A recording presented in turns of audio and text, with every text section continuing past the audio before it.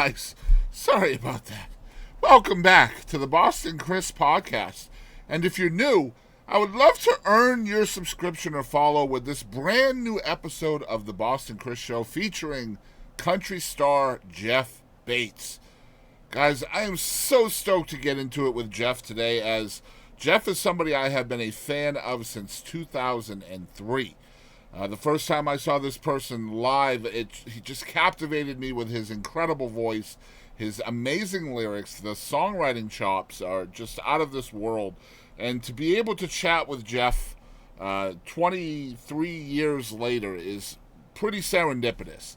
I got to chat with Jeff briefly at a show recently here in my area, my local area here in East Texas, and kind of catch up a little bit with him.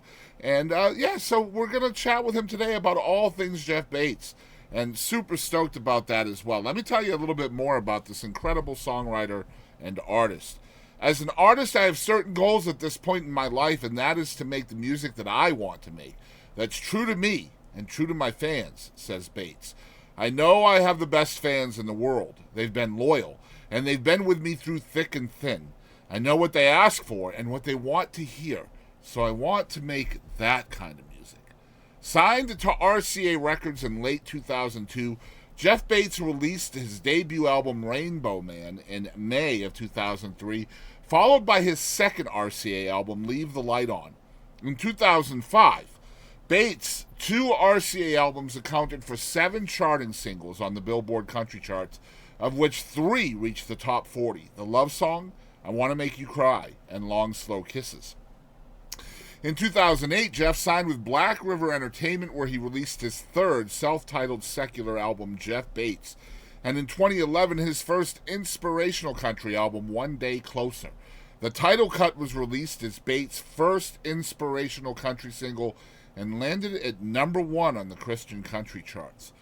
Bates has gone on to release 3 additional secular albums and 1 Christmas album, all independently on his own label, Sky Dancer Entertainment.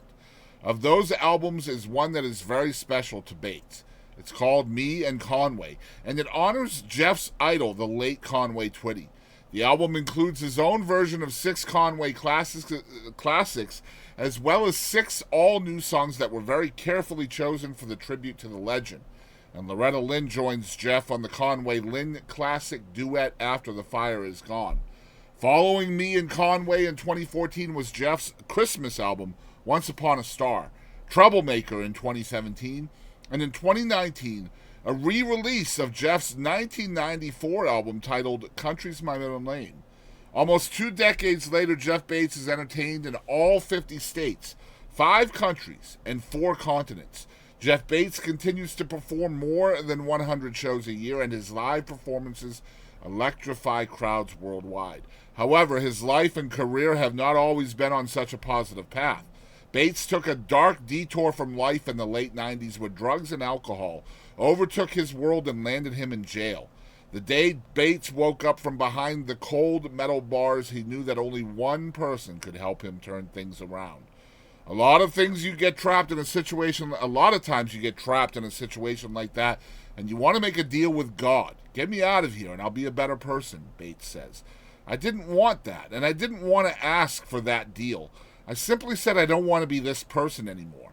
Please help me be a better person. That was all I was after, no matter how long I had to stay in jail to do it. Some are not nearly as fortunate as Bates when they find themselves in that kind of situation, but he is one of the few who stayed strong in his choice to change. Just 2 years after being released from jail, Jeff inked his first record deal with RCA Records and released his debut album. 3 more albums would follow for Bates, including Leave the Light On, also on RCA, and his self-titled project and One Day Closer, both on Black River Entertainment. Guys, we talk about all of this stuff, the positive, the negative, the light, the dark, the hard, the easy, and dreaming has been always a prevalent part in the ethos of Jeff Bates. It's all about the dream. And guys, we're stoked to talk about that dream with country star, singer-songwriter, Jeff Bates, right here on the Boston Chris Show. It's time to jam. It's time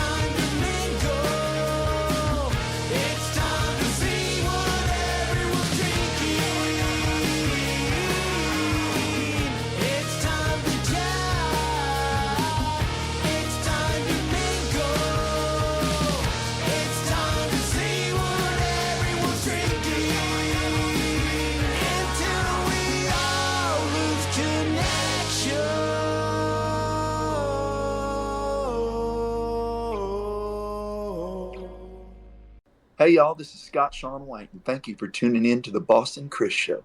Guys, it's Jeff Bates week here on the Boston Chris Show, and Jeff, I'm happy to report that you have survived your little dust up with the Clorox wipes canister from last night, right? You look like you came out of it unscathed. You know what? That was crazy, man.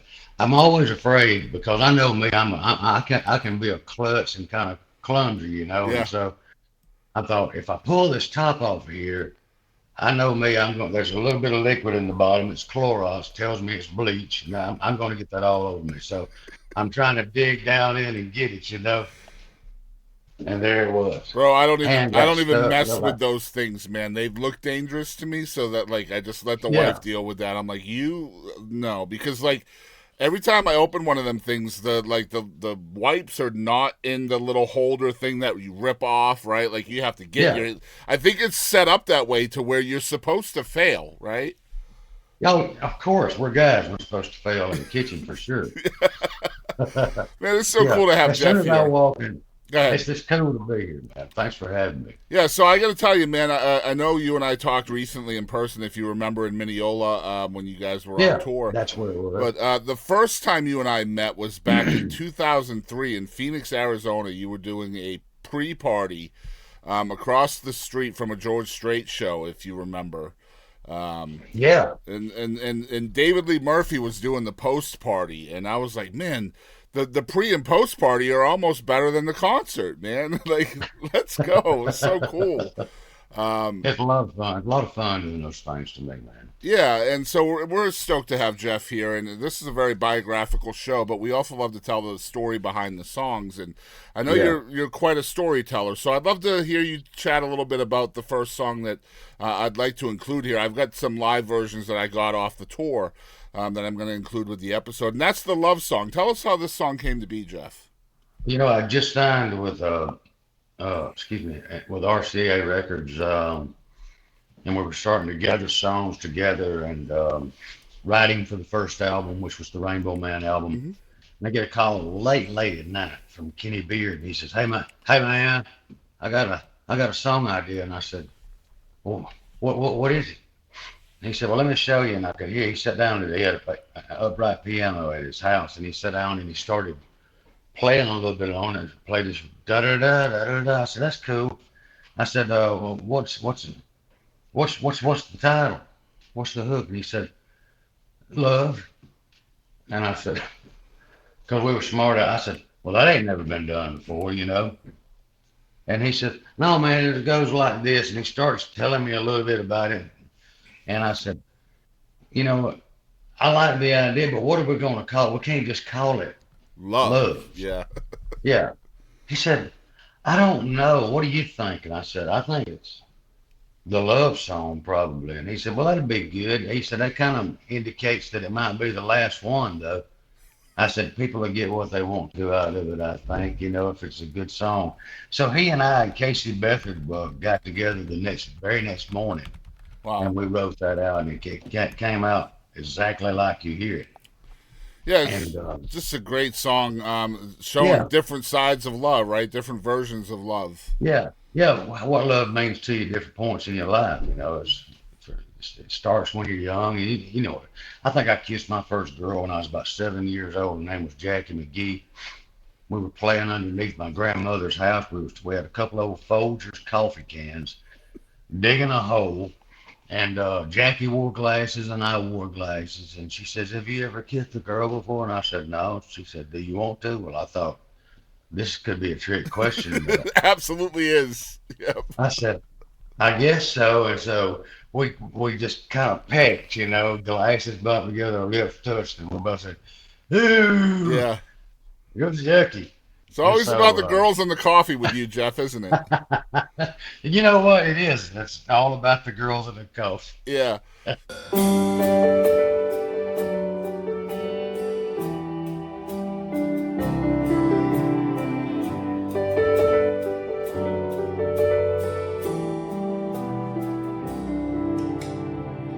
First time I felt, think I was 5 years old.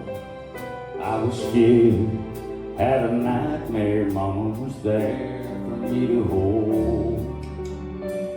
Daddy, he was different. He never said it much, but I heard him loud and clear when he brought home that ball and glove. It took on to bring you in. I wasn't just a boy no more. She moved in next door. Where you from? What's your name? Gonna go in my gang. Got the keys to my dad's old truck. I'm ready to go home. You remember the song? We held hands and there it was.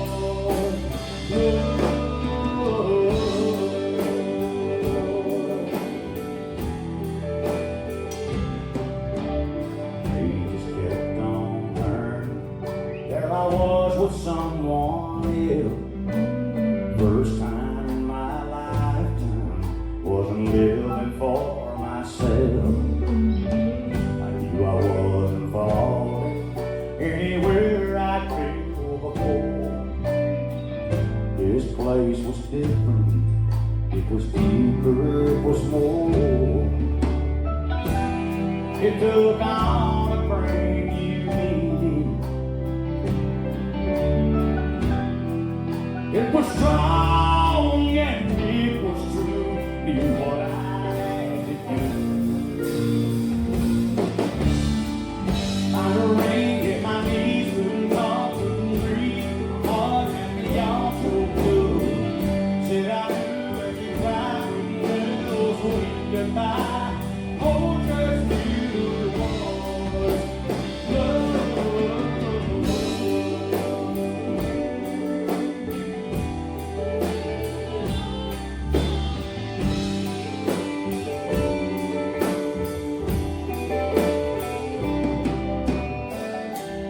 It took on to bring you in. When the doctor said it's time to watch your miracle. Thank the Lord, let the Lord take her wrong, help her grow, and complete the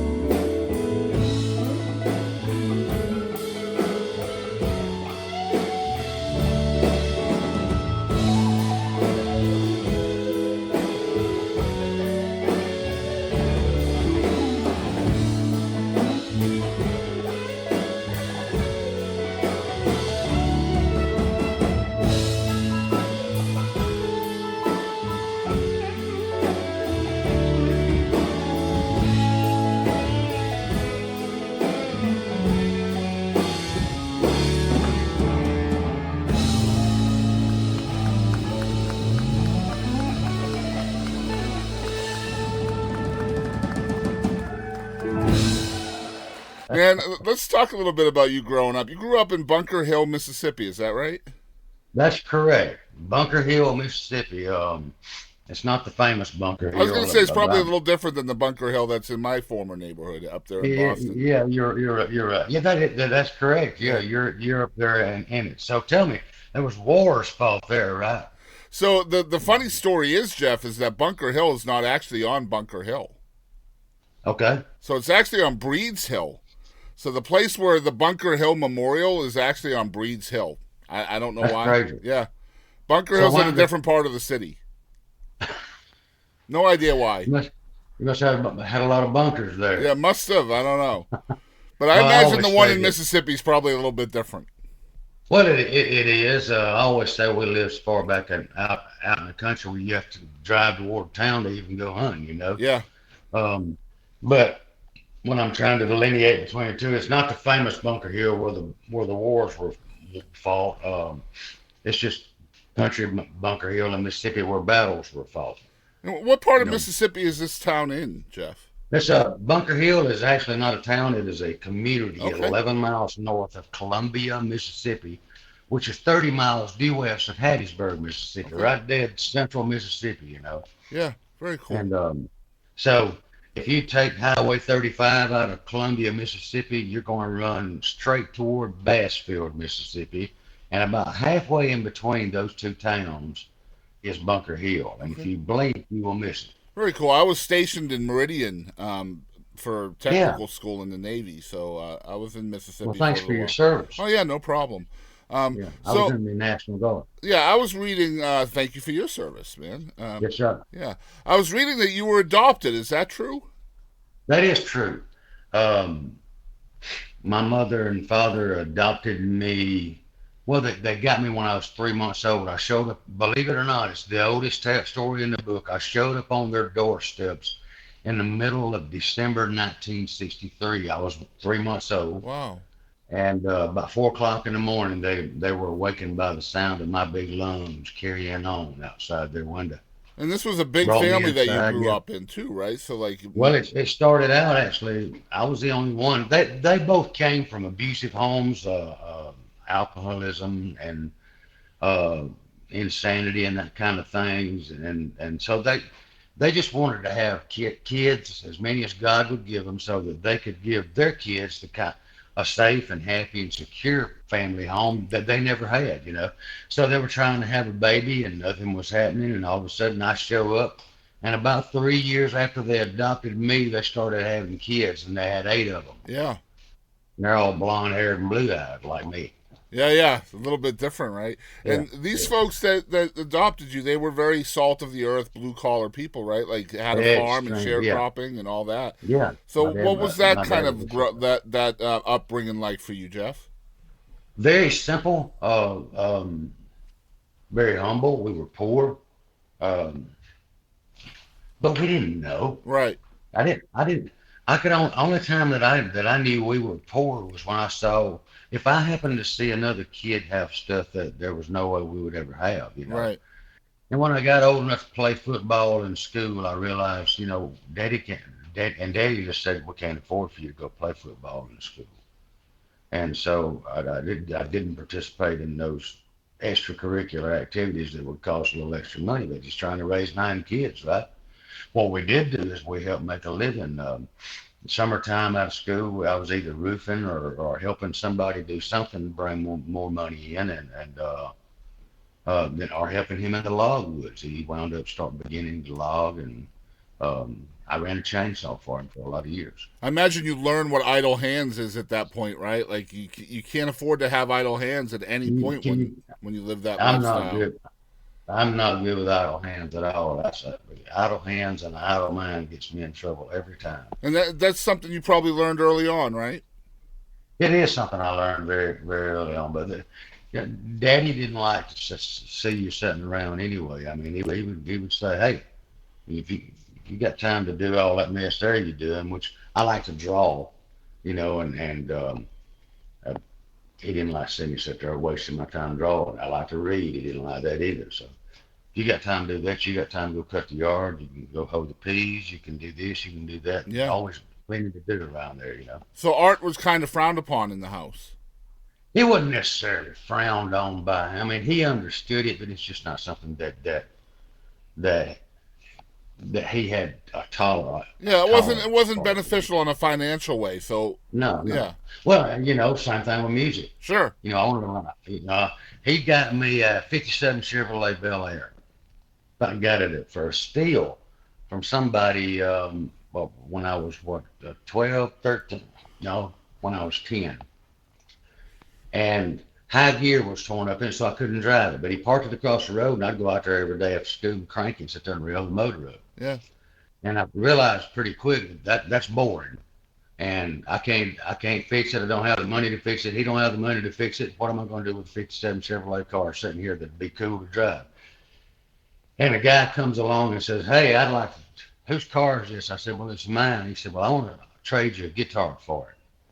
And so, long story short, I wound up trading him my '57 Chevrolet Bel Air for a Fender acoustic guitar because I Man, really wanted to learn how to play. yeah. Of course, Daddy hit the ceiling, and it's the stupidest thing I'd ever done as far as he's concerned. Up until years and years later, to the record deal and all, then I Yeah. thought it was. It would seem like a really poor trade on your behalf until you know the story to come, right? Yeah, yeah, well, yeah, that, but I mean, I really wanted to play guitar. It was a burning desire. I was going to church and a little non-denominational church that probably leaned more toward Pentecostal than anything. But they had a band. They had Yeah. guitar players, and I learned something. When you play guitar, it don't matter if you ain't got but one tooth in your head. Yeah. Girls gonna like you. Yeah, that's right. And so that was. I said I gotta learn to play guitar Man, girls because and I'm not coffee, y'all. girls and coffee and guitars. Yeah. Man, I imagine just growing up, dude, like having this big family, working hard, not having idle hands, having folks that are real hard on you, making sure that your time is being valuable, not just for you but your family. I imagine dreaming becomes a huge part of your life, especially when you get Massive. this, with this Bel Air. You can't even drive the thing, so you're out there dreaming it into action. Talk about that a little bit, Jeff. Having Let me dreams. say one thing. Let me say something. That is one of the best questions that anybody has ever asked me in the past 30 years, um, about the dreaming, because my daughter and I, my daughter used to tell me, Dad, can you read me a story or something? I can't go to sleep. And I say, you know what I did when I was a kid? Mom and Daddy made us go to bed at 8 o'clock at night. Um, and didn't have no TV. It was you right there in the Create your bed. You're own in the dark. story. That's what you do. Oh, Yeah, I'm not. I was the hero in all of them, and sure. I had them all running through my. I would go to sleep with this movie playing in my head. I mean, that's what it looked like to me. And so yes, the dreaming was a big part of it, and I could fly like Superman. I could play guitar with the best of them. I could sing. I could be on stage. I could drive. And then my mama was the exact opposite of my daddy. She encouraged dreaming. Daddy would tell you that was foolish crap. Yeah. My mama would sit there and she loved to read, and she said, "Let me tell you the cool thing about a book if you ever learn to read." And when I was very young, and I said, "What, Mama?" She said, "A book can take you anywhere in the world that you want to go, and you never have to leave your doorstep." That's right. And she instilled that in me. Even today, I mean, I still love to read. But yes, dreaming was a huge part of it. And then it became as I got older, and you realize how stuck you are. I felt okay. I'm in Bunker Hill, Mississippi. I'm going to this school down here. There's no big jobs other than if you go to the oil field or you go weld or you go log. And I didn't care about any of those things. Maybe I could play music, but I was stuck and I could not wait to get away from Bunker Hill, Mississippi. Worked in the garden. Daddy had a 4-acre garden, and we worked there every day after school. That's what we ate out of. I said, if I can ever get away from Bunker Hill, Mississippi, I never want to. I never want to see another Corral coffee cup. I don't ever want to see another pink eye purple hull pea or a butter bean.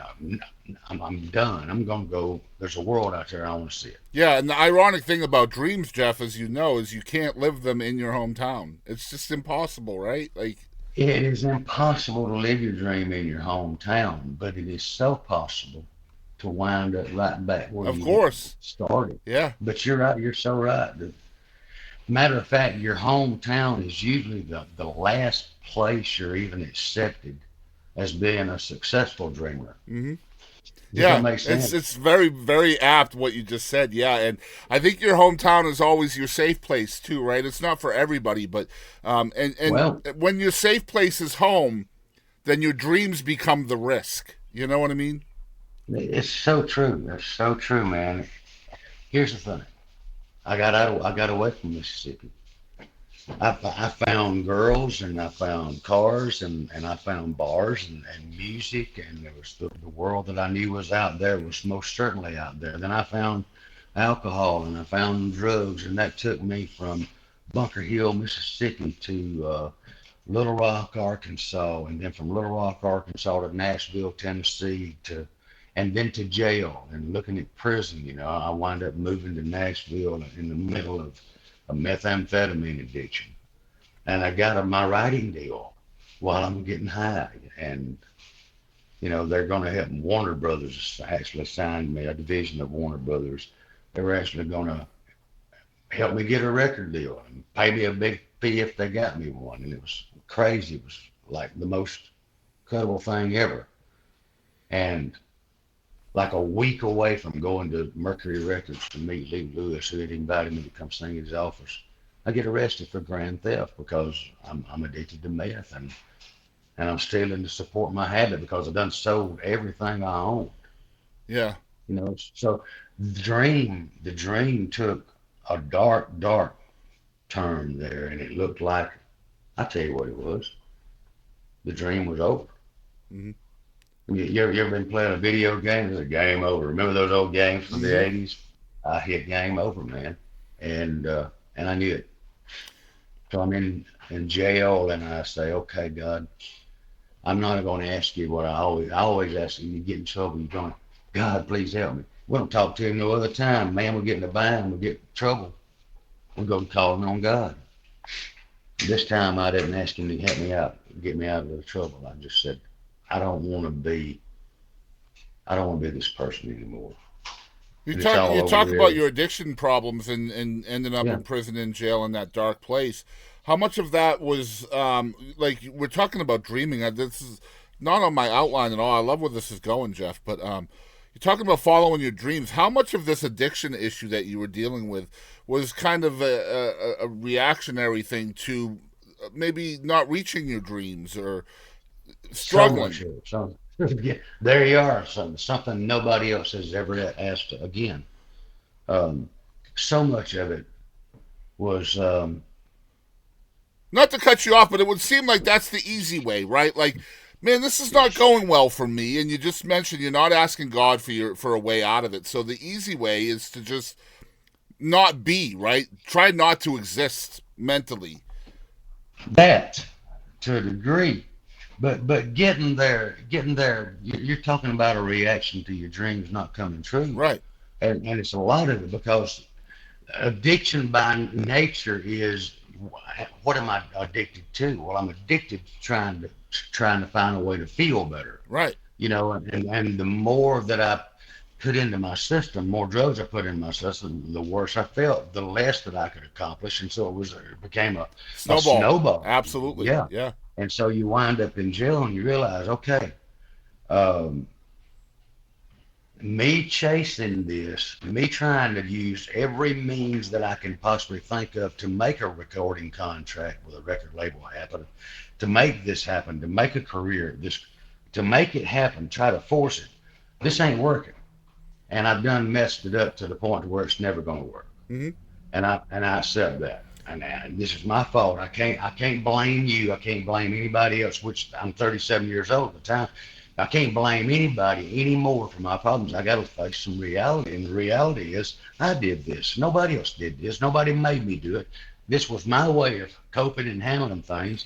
And it sucked. And it was awful. And I wound up exactly there, looking at a sentence of 6 to 15 years. So I cry out, God, please help me. I'm not asking you to get me out of jail. I'm asking you to change me. Mm-hmm. If you want me to stay in jail the rest of my life, I accept that. I belong here. I certainly can't function outside of here, obviously. Mm-hmm. This is me at my best and my most intelligence. This is awful. But I don't want to be this person anymore. And if you created me, and I believe you did, then I need you to fix me, because I don't know how to fix me. I don't know how to change me, but you do if you made me. Mm-hmm. So if you're willing to do the change, and I'm willing to do whatever it takes, the work to be changed. And that was like stepping outside of the person that I was for the first time in 37 years and taking a new, fresh breath in a brand new life where nothing existed except me and God. Yeah, that's the crossroads of everything right there in a nutshell, right? it's an empty palm. There's Yeah. nothing there. It's all gone. You know, let's start over. So you talk Yeah. about this being 25 years ago. Man, I tell you, the two things to me for creative people that don't make any sense, and for any people really, is addiction and depression. Neither one of those things makes sense. You can't put any kind of commonality or common sense about it. Like, the most happy people you've ever seen in your life are the most depressed. Look at Robin Williams. Probably one of the most depressed people in the history of ever, right? Took his life and all of that. And, I mean, you'd think he was happy. Depression doesn't make sense. Addiction is the same way, to where you finally realized your dream. You had these deals coming to you, and yet your addiction was still grabbing hold of you and not letting go, even though the dream has been realized now. That part of it doesn't make sense, right? Because it would seem the dream has come true. I can just give this up. Super easy, man. Let's just move on. I won't touch it anymore, right? Yeah, you don't even think that way, though. Yeah, no, it's not. No, of course not. Because you know what? Here's where you go. And I'll give you a Bible to back this up, all right? I'm not going to spit out scriptures. I'm just going to show you something. Go read your Bible. There's one common thing that is mentioned like over 200 times in the Bible. Do not fear. And God's saying, go ahead. Do not fear. Yes, yes. It's actually 365 times it's mentioned in the Bible. One for every day of the year. Every day of the year. That's right. It's insane. So what happens is things start going your way, and what do we have? We become immediately afraid because we're so used to the dark clouds rolling in when we see the sunshine. You're waiting for the other shoe to drop all the time. Yeah. Yep. All the time. You spend your life that way. And it's crazy. It's insanity. Yeah. But at the same time, if it goes the other way, because the mind of an addict, because we become addicted to the feel good, trying to feel good. That's all we're trying to do, really. Yeah. I used to. First time I got drunk, I said, hey, I like this because I don't hate me so bad when I'm doing it. Yeah. And I could care less what you think about me when I'm drinking, right? Yeah. Same thing with drugs. Same thing with girls, with everything. Yeah. I want everything that I like, and I want way too much of it. Mm-hmm. And I don't want to ever run out of it because that's going to kill me. Yeah, moderation doesn't exist in your world. It does not exist. No. You know, and my wife still notices that about me, even now. You know, you want a little bit of macaroni. No, it's a personality trait, dude. It totally is. It's a personality trait. Absolutely, it really is. Yeah, Once you learn something like that, it's very hard to unlearn it. You know, it is. It becomes a habit, and that's part of the addiction as well. But it's the darkest of darks and the lightest of lights, the highest of highs and the lowest of lows, and there's no in between. Yeah, it's all to the extreme, down, all extremes. Yeah, yep. I can see Robin Williams going there because here's the other thing: is generally speaking, addicts and alcoholics are usually pretty intelligent people. Yeah. Robin Williams. Let's just use Robin for example. I'm the same way. This guy could go from 0 to really smart in like 0.2 seconds. Mm-hmm. Quick-witted, quick with a comeback, and then you turn right around and the depression grabs a hold of you and it pulls you down, and that turns into takes forever to get a blink. Mm-hmm. You know, so that's we're almost too smart for our own good. I agree. Jeff, I'd like to back up a little bit because you talked about this kind of starting with a very frowned upon trade for a guitar. So I'm imagining you as a kid, this starts off very musical and very instrumental, but obviously as a fan of yours, you are known primarily for your incredible vocals. So when does that start to happen for you as a youngster, realizing that you have this voice to kind of pair with what you're learning with the instrument and the guitar and stuff like that? Well, I just needed to learn to play guitar so girls would like me and to accompany myself. Yeah. Because I would go want to sing a song with different people who had different bands and locally in the area, you know. Excuse me a second. So vocals came first. That was there before the... Absolutely. Okay. Vocals came first. I started singing when I was 2 years old. All right. My grandfather, on my mother's side, he was dying of cancer. She took me to the hospital with her, 2 years old. And he is laying there. on his deathbed, literally. And she helps him hold his hands like this so he can pray. He asked her to help him hold his hands up so he could pray like this. Hmm. Typical prayer movement. And I sat there on the corner of the bed, side of his bed, and sung "Jesus Loves Me" as he prayed. Mm-hmm. And that's how he died. Wow. Yeah. So I've been singing that long. And my mama taught, she knew he was a preacher. He was an alcoholic preacher. And when he wasn't preaching, if he was on the wagon, man, he was preaching. And if he was off the wagon, then he was a hellion. And there was no in-betweens for him either. And so she knew all those old gospel songs, those old hymns from long, long ago. And in the evenings, we would sit and wait on my dad to come home from work. It used to be late, late at night. Even when I was young, before I even started school, we'd sit there on the doorsteps, lightning bugs, stars in the sky, birds off in the distance. We could hear the whippoorwills in the old tree across the road that didn't have any limbs on it, but there's one set up top on it. So she would sing old gospel songs and taught me to sing them. And if I didn't sing it loud and proud and like I was living it, she'd pop me behind my head and say, "Close your eyes, open your mouth, and live that song, boy." And that wasn't a big hard pop on the back. I mean, she just like, Man, that's so important, dude. That is so important. yeah, that was her way of saying, Live the songs, bro. What a line. Yeah, you can't. She always felt that you were not going to give a prayer or a song. It's due diligence. Everything you had, if you didn't close your eyes and leave it when you were doing it. Golly, man.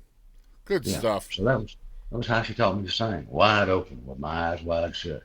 I love that so much, man. I wanted to chat a little bit about the obvious, like, comparison that people may have made for you, and that's the whole Conway Twitty thing. I know he was a huge influence to you, and obviously, you've sung his stuff forever. I love singing Conway as well. He's just an interesting cat vocally, isn't he? And he was on he was on an island, yeah, in my opinion, vocally. So vocally speaking, I imagine this is twofold for you as Jeff Bates. You're not Conway Twitty, but you obviously have this love and admiration for the guy. How do you feel about being compared to him as an artist in your own right over the years? Well, as long as it's a double-edged sword. Yeah. On one side of it, you're being compared to a guy that's been labeled as the best friend the song ever had. The best ever, yes. Yeah. Yeah, and the high priest of country music, those were his two monikers. And on the other hand, everything that you are and that you're about is getting ignored because you sound like the high priest of country music to some people, And so they would rather talk about that than say, "Hey man, you're a good artist on your own, and you want to be recognized. I want to be recognized for both. Can I sound like Conway Twitty? Sure, I can." Well, Jeff, I just remember back in the day when the records were coming out, that was what I heard about all the time was the second coming of Conway Twitty. And man, if you look into the content and how good of a writer you are, honestly, like, it really kind of hurt me that's what people were focusing on the most, instead of like really looking at the content, how good of a writer you were, how good vocally you were on your own, your own standards, not trying to be Conway, you were trying to be Jeff Bates. That right there is, and that's the only thing is suddenly, here's the thing. I got out of jail. A year later, they figure out that I'm sincere about being clean and sober and not going to go back and mess up again. I get a call from RCA Records. They hear my story. I tell them the truth about the addiction and everything up to that point, and I get signed miraculously. To me, it's a total God thing. And there's just so many things that happen that take a year to sit here and tell them to you. But the thing about it is suddenly you got the deal and you got a good album here that everybody's really worked hard to help you write, and you life has started all over and your dream is finally coming true. and people want to compare you to Conway Twitty. And that's great. It's a great compliment. But at what point do I get known for being me? Mm-hmm. That's what I set out to do. And at the same time, I'm slapping my own hand. Now don't be egotistical, and Yeah. don't be. It was hard, especially that first year, because people want to talk about that. Well, Hey, you sound like I Conway want to Twitty. point out, Jeff, just very quickly. This was an early 2000s album. We're talking about Rainbow Man here. Okay, there are 11 tracks on this album. Yeah. Every single one of these songs you had a hand in writing. Every single one of them. This was a debut major label record for Jeff Bates. And I cannot even stress enough to our listeners right now how unusual it is for an artist to have one track as a co-writer or write on an album for a debut record. And Jeff had 11 co-writes on this record. That's unheard of. Even today, that's unheard of. Congrats on that. I want to know. Thank you. I mean, tell us why and how RCA allowed that to happen for you. Like, because not only are you writing on every one of these tracks, but you're with legends here. Kenny Beard, Casey Beathard. You got a Harley Allen co-write, a Dave Loggins co-write. I mean, there's some freaking massive names on this record. Yeah, I get great co-write. Was so blessed to have great co-writers, and you know what? It probably had. First of all, obviously, I think it's a God thing. I've already said that. But when I got the call that they wanted to take a meeting, Rusty Gaston was my song publisher. His explicit words were, they want to meet the guy, they want to meet the voice that's singing these songs, and they want to meet the writer that's writing these songs. And so when I went in there, it wasn't just, today you think of a songwriter. If I think of an artist, I think of somebody that is a songwriter and a musician, and a vocalist. 30 years ago, 25 years ago, that wasn't always the case. It wasn't. It was kind of like everything was separated out. Absolutely. But I got signed as a songwriter first. I was a songwriter first before I signed it with the record label. And then, so that was the way it went down. But yeah, those songs, thank you, because those songs are pieces of slices of my life, A Rainbow Man, that's my adoption. My Mississippi, Dave Loggins and Kenny Beard sitting there writing, and I'm at another co-write, dude. Yeah. With somebody else, and Kenny called me. He said, hey man, what are you doing? I said, I'm over here writing with so-and-so. And he says, oh man, I got Dave Loggins over here. And I said, Dave Loggins, why does that name sound familiar? He said, please come to Boston. I said, you're kidding me. He said, yeah. And Dave wants to get in on your record, dude. I said, oh my God, well, I can't, man, can y'all hold up and let me get done over here? And come over? He said, man, we got a road. Dave's going to leave. And I said, oh my God. He said, you keep doing that right here and we'll call you if we got any questions. I said, okay. So I go back to my co-write, which is going nowhere, because I got this other thing on my mind. Yeah. You're done on that. 5 minutes later, he called me again. He said, Dave wants to know how you got your first guitar. And I laughed. He said, what are you laughing about? I said, I traded a 57 Chevrolet Bel Air for it. He said, that's the stupidest thing I ever heard anybody do. I said, that's what my dad said. Yeah. And so I'll hear Dave Loggins I hear Dave Loggins in the background. I got my hearing aids turned up.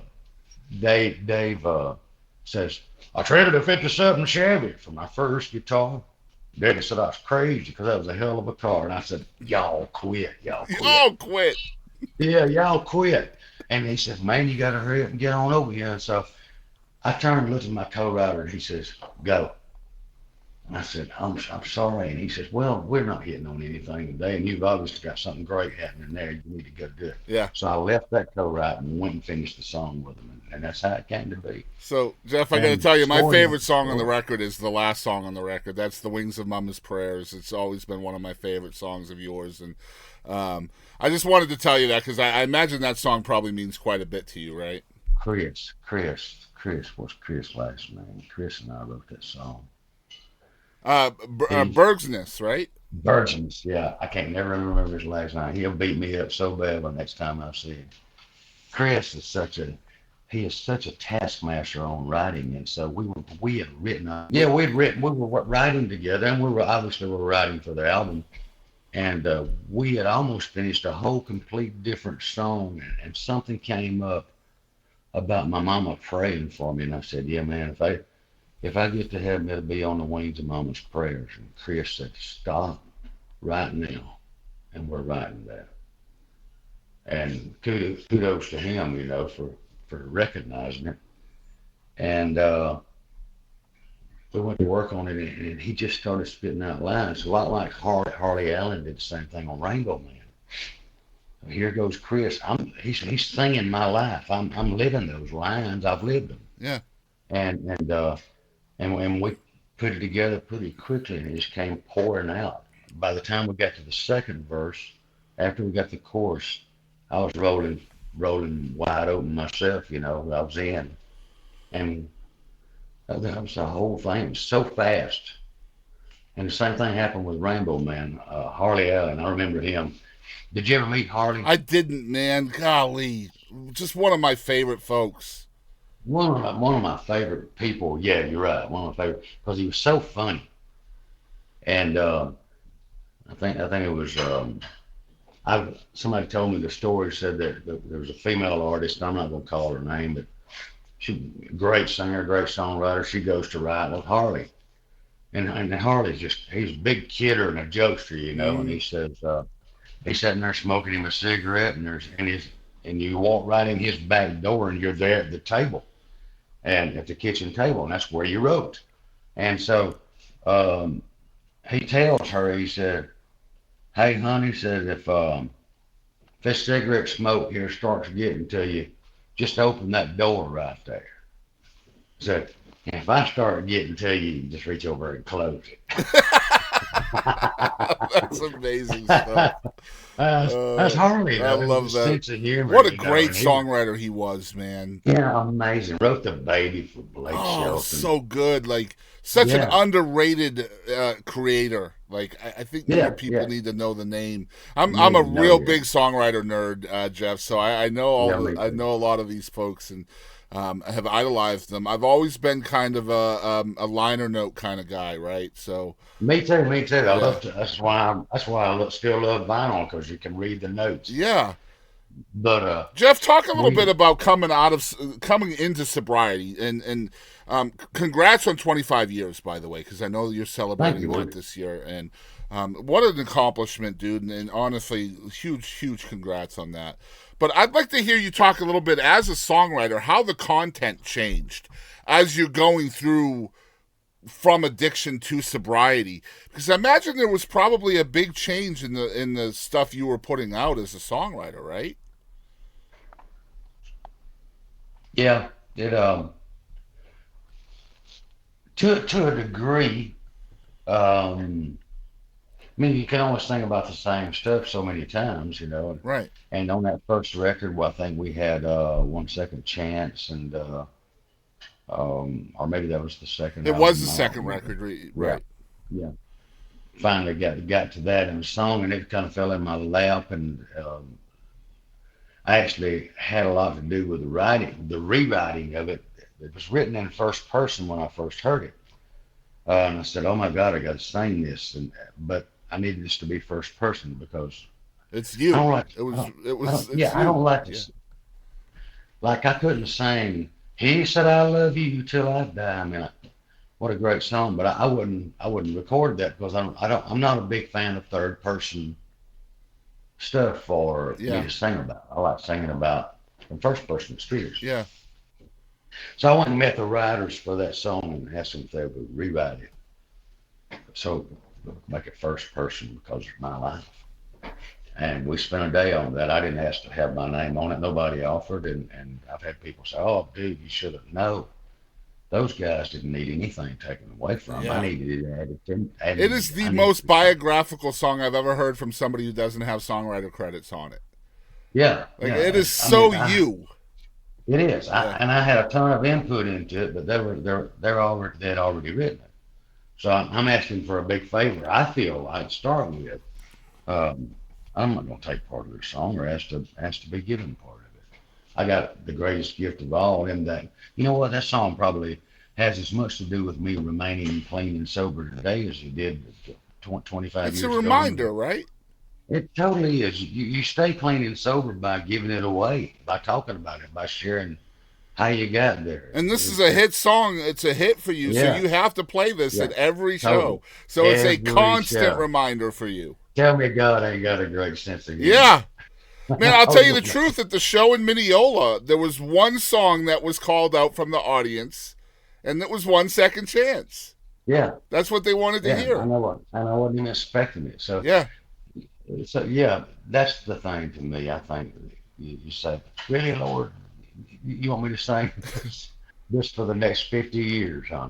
Well, Okay, what's I mean, really cool, Jeff, about "Leave the Light On," which is the second record, there are several songs here that would I imagine pitched to you from other writers, but this record feels very biographical to me about you and the stuff that you went through from one song to the next, like "The Woman He Walked On," "One Second Chance," "Good People." I yeah, believe your portrayal of these songs, even though you didn't write some of them, and yeah. that's from Well, having good lived people. those stories, right?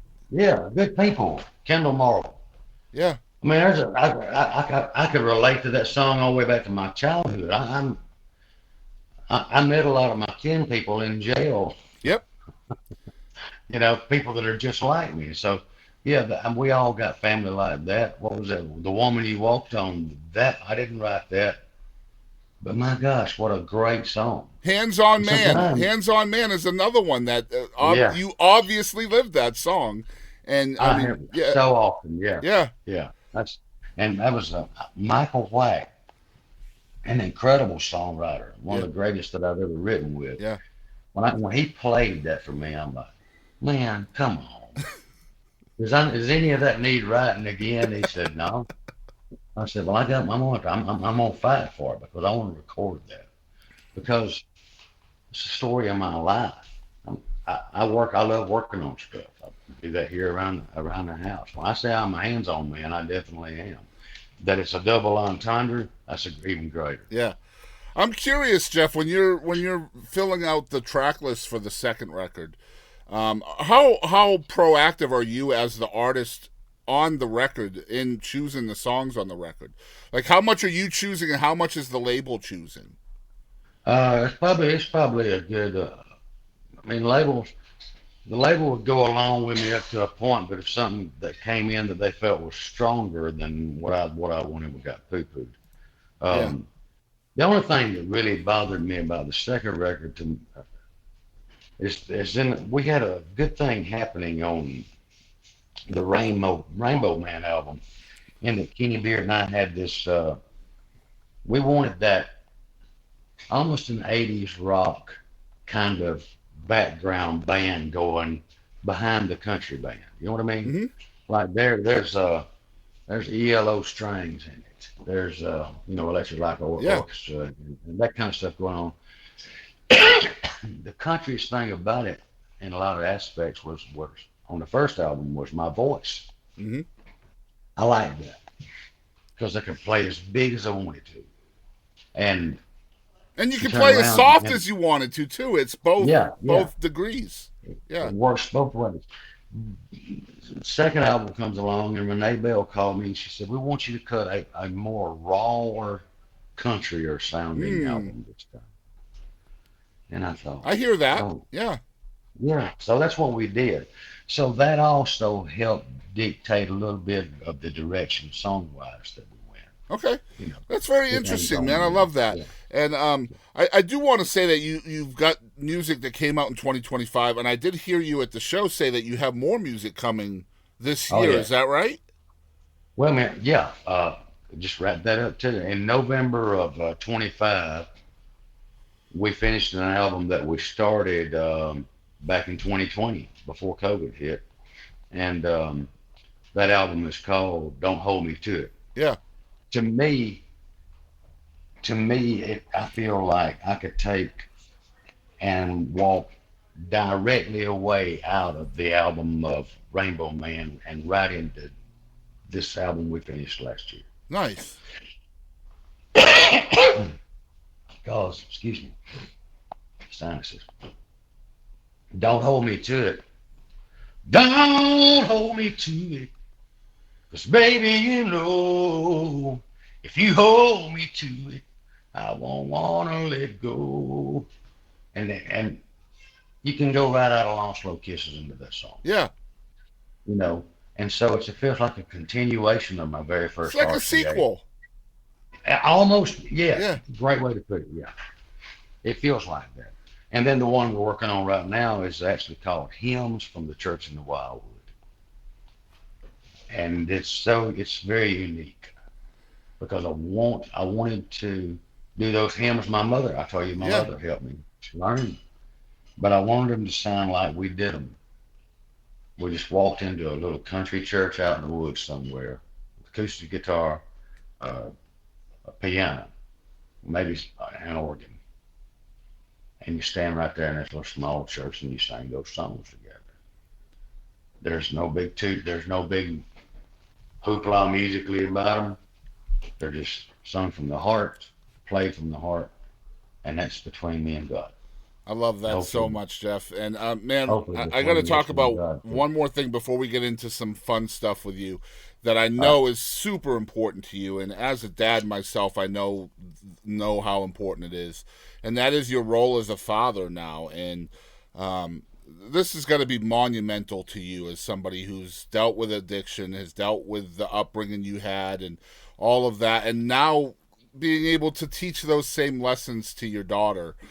Talk about number one, the impact of your daughter on your life, and number two, how you balance that fatherhood and familyhood with being an artist and a full-time musician.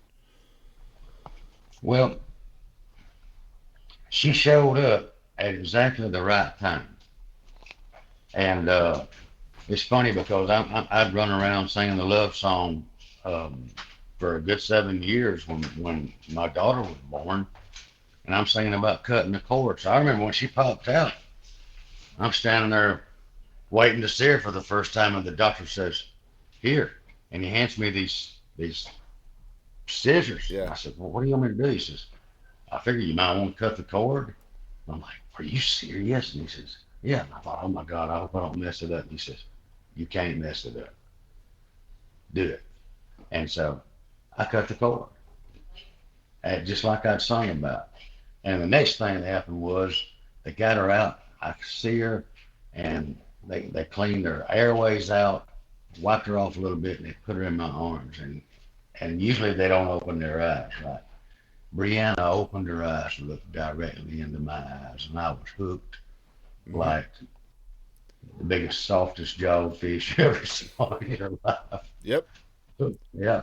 Fell in love, and she's my heart. And I was already writing songs. I wrote a song about her before she was born. And it's called, what's that song called? Still Love You. That's my wife right there. She just walked by. She says, "Still Love You," and rolled her eyes like I'm supposed to know the name of that song I wrote. Oh man, I just know how life-changing that moment can be when you have another person that depends on you. And you're right, it's instant love, man. Yeah, it is. There's a picture I have of me and her napping together on the couch. She's a little bitty thing, and she's all wrapped up in my arms, and we're both snoring, you know. And it's the coolest picture ever to me because who knew that I was ever going to be a daddy? And then to feel like that, I wrote that song, and the first person that heard it, literally, was Kenny Beard. And he cried, and he says, "Man, you mind if I play this for anybody?" And I said, "I don't care." I wrote it about this kid that's coming, and he says, I'm going to play it for some folks. And so I didn't think anything about it. Next day, I get a call, and he says, "Hey, man, are you saving this song for anything special?" And I said, "Yeah, I meant for my kid, you know." He said, "Well, I imagine you'll want to record it for her." I said, "Yeah." He said, "You got anything against anybody else recording it?" And I said, "No, I don't guess not. I mean, I can see how somebody else would feel that way, you know." And I said, "Why? Who? Does somebody else want to record it?" And he said, "Yeah." And I said, "Who?" He said, Trace Adkins. And so that 4th of July, I got to go to the 4th of July party down in Nashville and see Trace perform on the bridge down there with the Nashville Symphony, then do Still Love You, the song I wrote about my kid, Wow. with the fireworks going off and then symphony playing. And I thought, it don't get no better No, it than that. doesn't, man. What a moment. What a moment. Congratulations on that, dude. Thank you. Yeah. It's so cool. Man, so we're hearing the stories behind some of these awesome songs, and we haven't talked about Long Slow Kisses. I know everybody out there is probably like, Boston, you got to ask him about Long Slow Kisses. Now, I have to make people understand, when these songs came out, I was a fan of Jeff Bates when these songs were coming out. Okay, I was already a fan of yours when these songs came out, so I know a bit about the songs from living the release of them rather than just researching them 20 years later, okay? Yeah. So first thing I want to know is obviously the story behind how the song was written, how you came up with it. But the song was also released on both of your albums in different versions, different styles. The vocals were different, the spoken parts were different.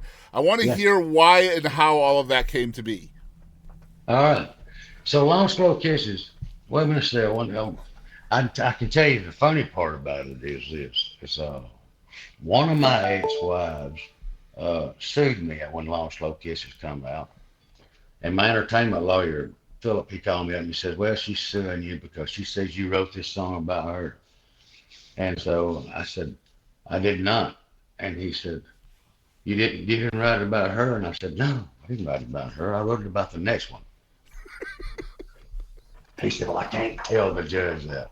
I said, I know. It's BS anyway. I said, what? So I wound up having to pay a little bit on that. He's all right. You do what you got to do. But the song actually came about because I would look through personal ads, and I saw, because men and women both, they would say the coolest things they could think of in their personal ads, try to get other people to pay attention to them. So I would sift through them for song ideas. You know, I don't know how many people do that. I did it a lot back then, not so much now. But I saw this guy tell this lady, he says, I like Long Slow Kisses. And I thought, there's a song right there. And so I had it in my mind. The following day, I went to Nashville, and my first co-write as a professional songwriter was with Ben Hayslip and Gordon Bradbury. And Ben's from Georgia, Gordon's from Louisiana. I told him about the song. He said, well, I don't know about that, but go ahead and show us what you got on it. So it just kind of started pouring out. I talked most of the verses and sung the chorus. When we recorded it later at RCA, we put it on the first album. The version that you hear there was the original version. And radio kind of frowned on it, said, it's just too much talking, you know. And so RCA said they still believed that it was a hit song and wanted to know if I would go in and take some of the talking out and add some more melody, singing in the verses. And so that's what we did, same writers, and recorded it the second time, and it was a single on off the second album. That version, radio played a lot. As a matter of fact, it was on the chart, I think, that year, 38 weeks. Yeah, it was a long time. It was a really long time. And the only other song that was on there longer than Long Slow Kisses that year was a song called Long Black Train. Josh Turner, yeah. Yeah. So was this a compromise between people? Because usually when what you just described happens, usually the label will win. Whatever they want is what happens. And then the other song, the one in this case with the talking, would be scrapped. And then the radio-friendly version would be the one they go with. Was there compromise there in that? Or was it because the first version was already released, already recorded, and they just decided to put the new version on the next record? They, well, it was both. Okay. Both those scenarios existed. You know, we already got it here. I still firmly believe in the song because I was playing that song live before I ever signed a recording contract. And this is the one with the more talking in it, right? Yeah, the version with more talking in it. And that was one of the songs when I went to meet RCA. That song and a song called "I Want to Make You Cry." Oh, yes.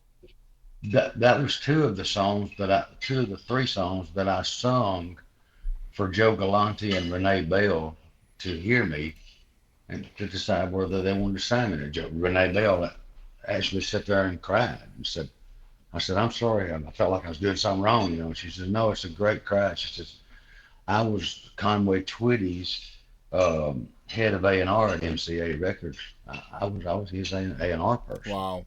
And she says, you just bring back so many memories. Yeah. You know, and which was a great compliment. Then I got the record deal. So I still felt strongly that song was a hit because the people responded like it was already a hit song the very first time I ever sang it. Yeah. And so to the record label's credit, they said, okay, if you believe in it that strongly and you're willing to make these changes to help us get it on radio, then I think we can make it a hit. And I said, okay. You know, but I can't complain because I've got the original version. Like I originally we wrote it on the first record. Which was not a single, right? The original version never was a single. No, never was. Now, some radio stations loved it enough, the original version. So I never heard the radio version that you were talking about where I lived. I only ever heard the one with the more talking in it. Right. And they would say, we're not playing the second version of this song because it's not as good. The radio station was saying that. You know what I mean? I know. Yeah. So it was a weird thing. There's no telling how big that song would have gone if we hadn't had that little inner battle between radio stations on some of it. Because there were some really big stations out there that said, I'm not playing this music. Yeah, they would play one or the other, right? Yeah, right. Yeah. Right. Predominantly, the second version was the one that got the most airplay. But there were some that, if everybody had played the same version, I think. Well, to this day, you're still playing the first version live, right? I played the second version live because it was played more. Okay. Now, there's times I get hired to do a gig and people will say, and ask him, can he sing the original version of That's amazing, man. What a legacy, bro. Like, that is so cool, right? Yeah, it's really weird. Yeah, what a cool song, dude. And to have a song out on a record that's not a single, and then it's re-released the next year as a single, and then it blows up, and then the original version on the first record blows up. Man, what a cool thing, dude. Like, yeah. And I remember all of that when it was happening, dude. Like, it was so different. Like, it blows my mind that you remember it. Yeah, of course, man. Like, your voice is just captivating, dude. You know what I mean? Like, when you came along, there was nobody in country music like you. Maybe Josh Turner, right? Like, you guys were both kind of, sort of in the same, the same vocal register, but like, there was nobody really like you. So I came to resonate with you more than a lot of other artists. Well, thank you. Yeah, of course, man. Hey,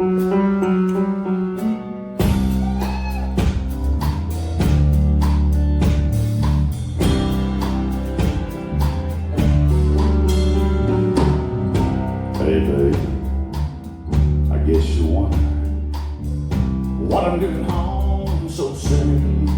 No, I ain't sick. It's just this morning when you told me you didn't feel special. Well, that broke my heart. So I had to turn around and come back and tell you what I'm gonna do about it.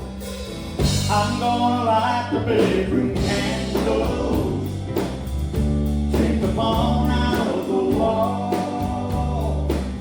We lay around and talk for hours, or maybe we won't talk at all. I'm gonna resurrect the love that slipped away from us, and the man you've been missing. And I'm starting with some long, slow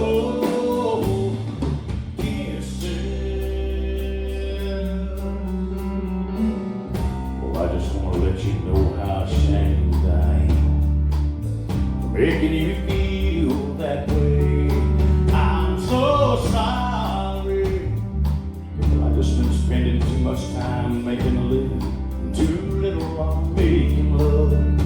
From this moment on, you'll always know where you stand with me. I'm gonna light the bedroom candle, take the phone out of the wall. We can lay around and talk for hours, or maybe we won't talk at all. I'm gonna resurrect the love that slipped away from us and the man you've been missing. And I'm starting with some long, slow kisses. I got a question for y'all. How many of y'all know the words to this song? Where you running from? Still us coming at her. I say, how many of you know the words to this song right here? Yeah, the chorus, that's right. All right, are y'all ready to sing? This side right here, you ready to sing? This side, this part right here, you ready to sing? I can't hear y'all. Okay. Let me check this other side of it because they ain't said quiet. How y'all doing over here? Now we know you're alive. So do y'all know the words of the song? Who said no? Oh, you don't know the words? You never heard of it before? Come here a second, buddy. I'm gonna take you, all right? Come here a second. There you are. I know I ain't supposed to make a woman get up, but you know what? I don't know if I can climb back up here or not. So what's your name? Miss Jen. How you doing? I'm Jeff Bates. I'm doing great. I like it. Well, you like me, all right. Have you ever heard of me before? You haven't? I love that. How about that, y'all? All right, here's the words. I'm going to help you out, all right? I'm going to light the bedroom candles, take the phone out of the wall. We can lay around and talk for hours, or maybe we won't talk at all. Oh, you got me? Well, I'm gonna resurrect the love that slipped away from us and the man you've been missing. And I'm starting with some long, slow kisses. She knows it. All right, Miss Jenny, before you sit right back down there and be comfortable now, okay? Somebody help Jeff up. Now, is everybody ready? All right, let's sing it. I'm gonna light the bed. Take the phone out of the wall. We can lay around and talk for hours. or maybe We won't talk at all. I'm gonna resurrect the love. That slipped away from us and the man you've been missing. And I'm starting with some long, slow kisses. Oh, what really matters most is you being this close, no distance, sharing some long, slow, some long, slow.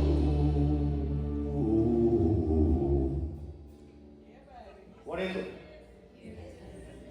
Kisses.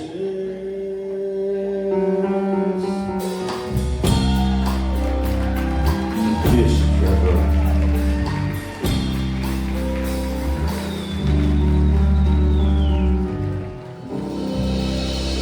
So we're going to get into our fun segments. This is called By the Numbers, Jeff, and some of this is going to put you on the spot. And man, the artists really like these segments, so do I. Okay. But you'll see why it's called By the Numbers as we go through this. All right, so By the Numbers, the first one is called Rapid Fire. This is going to be 7 questions, Jeff, and it's really important that we get through this segment in 90 seconds or less. Okay. All right, you ready for this? You do know I'm from Mississippi, right? I do know that, yes. We're notoriously slow. Yeah. All right, so number 1, what is your current song obsession from a different artist? From a different artist. My current song, that would be the Unlimited, the song from The Wizard of Oz. All right. What is something that people do not know? What is something that people do not know about Jeff Bates? Oh, something that people don't know about me. I don't know. I tell you, I'd rather fish with worms than I had any other bait. Okay. What is one thing that is not fun about the music business? The business part. And in all of history, what is a place or room that you would have liked to have been a fly on the wall for? The upper room at the Last Supper. And what is your personal best accomplishment? My daughter. Very good answer. What is something that's still on your bucket list? Something that's still on my bucket list. So much. Just need one. Just need one, and you need it Just fast. need one second chance, Jeff. Come on. I would like a #1 country song There you go. that I either wrote or recorded or both. All right. And next one, last one for rapid fire. What is the biggest lesson you've learned directly from music? Directly from music, Yeah. there's not a wound that music cannot be a salve for. I love that so much. All right, By the Numbers for the number 6 is called What the Heck? This is kind of wacky questions. There's going to be 6 of these, no time limit. So you're off the clock now, Jeff. We're good. Oh, thanks. All right, number 1 for What the Heck. If you were a crayon, what color would you be and why? If I were a A what, crayon. I'd be blue, All right, what and why? because I'd color all the gray skies. All right, and what is the number 2? What is the funniest thing you ever wore? Funniest thing I ever wore. Nothing. Number 3. Great answer, bro. All right, number 3. If 4 out of 5 people suffer from diarrhea, Jeff, does that mean the 5th person enjoys it?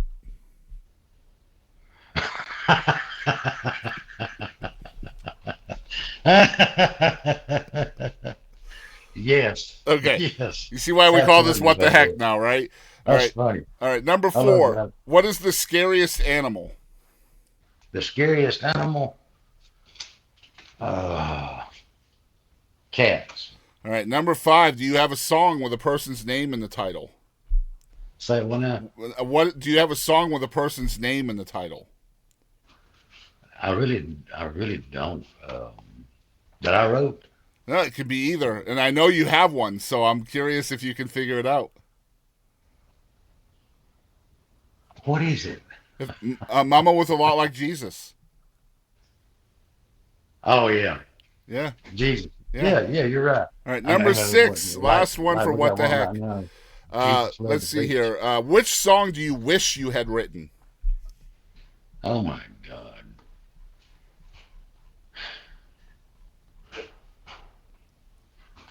Every song that what's the new country singer's guys out of the South right now?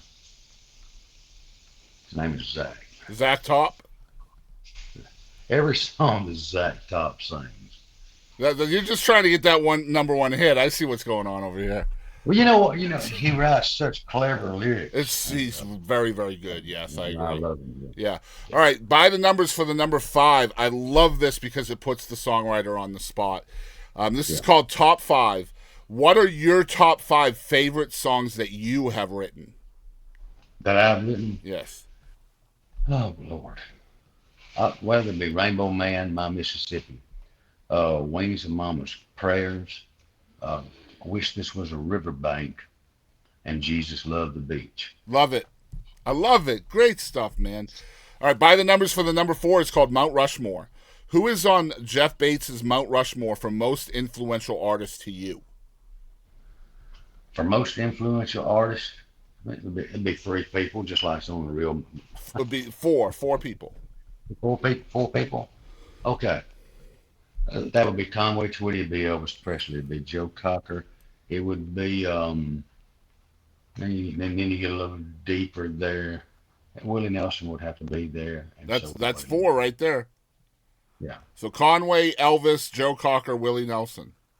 Yeah. I love it. So there's going to be smoke coming from at least one of those, I see, right? Yeah. So, all right, by the numbers for the number 3 is my favorite segment of every single week. It's called Impactful. Can you name us 3 people that impacted your life in some way, Jeff? And then tell us the biggest thing you learned from each of those folks. My mama, the biggest impact on my life ever. And what I learned from her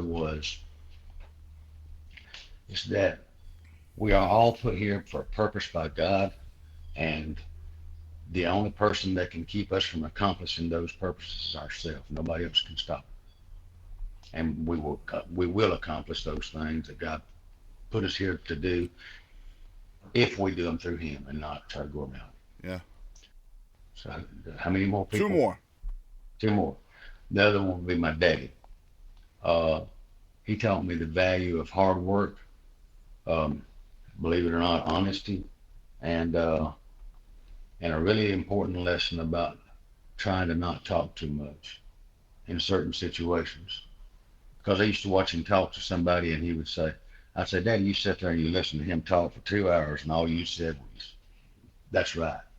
He said, that's because I learned that if I really want to know something, if I just agree with them, they'll tell it to me.